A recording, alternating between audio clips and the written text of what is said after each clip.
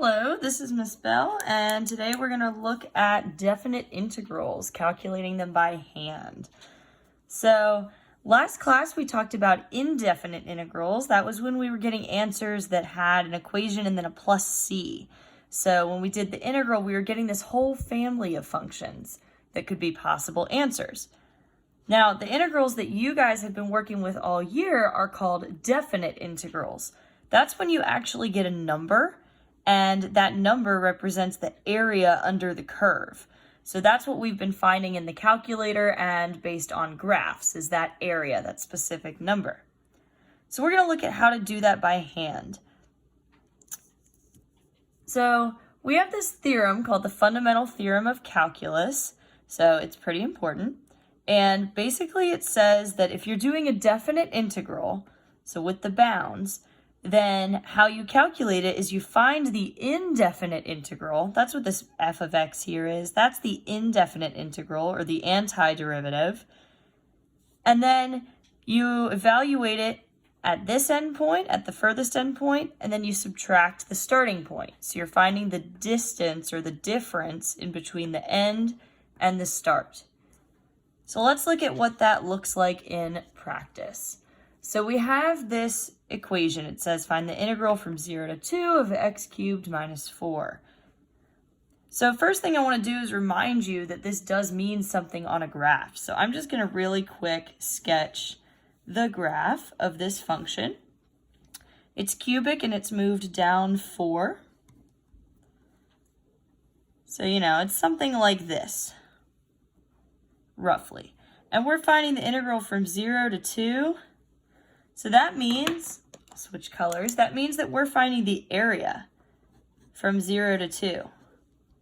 So like that shaded area. So we should be getting a number because that's an area. So to solve this by hand using this fundamental theorem, first I'm going to do the antiderivative. So I'm going to bump up the exponent by 1, so we'll get x to the 4th, and then divide by 4. So we'll get 1/4 x to the 4th, minus, bump up the exponents, this becomes 4x. Now I'm not going to put the plus c this time because it's not a general solution. I'm trying to get a very specific solution for when it's between 0 and 2. So how we write that is once we do our antiderivative, we put this bracket and we put our bounds on the bracket. So 0 to 2, like so. Then what I do is I'm going to plug in the end minus the start because that's going to tell us the difference in between there. It's like the end area minus the starting area tells us the area in between. So I'm going to plug in the 2. So 1/4, 2 to the 4th minus 4 times 2. Then I'm going to subtract what I get when I plug in the 0. So 1/4 times 0 to the 4th minus 4 times 0. And I'm going to actually evaluate that. So 2 to the 4th is 16. So I have 1/4 of 16 minus 8 minus, this whole thing is just going to become 0. All right, I'll keep going. 1/4 of 16 is 4, so I just have 4 minus 8, or negative 4. So that should be the answer to my definite integral. That means that the area under this graph, that shaded region, should be negative 4. And you can always check your answer with a calculator. So I'm going to go ahead and do that. So again, I went to math and then FNInt to get the definite integral. And I'm just going to type in 0 to 2, x cubed minus 4 dx. And look at that, I got negative 4. So nothing much really to write in this box. I just wanted you to check it with the calculator. That way you know you got it right. All right, let's do another example. Move this down. Okay. So first things first, I want to show you on a graph what this region is going to look like. So here's my coordinate plane. It's quadratic and it's moved up 2, so it's something roughly like that. And I'm finding the area from -3 up to 1. So again, I'll switch to pink. It's going to be this area under the graph there from -3 to 1. So first I'm going to solve it by hand using this fundamental theorem that says I could do the antiderivative and then plug in the end minus the start.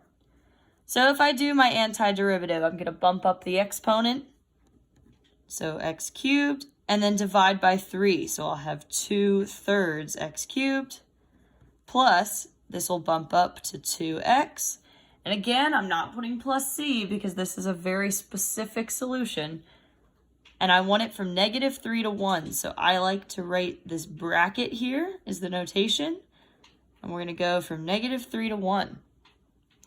And when I evaluate that, I'm going to plug in the end minus the start.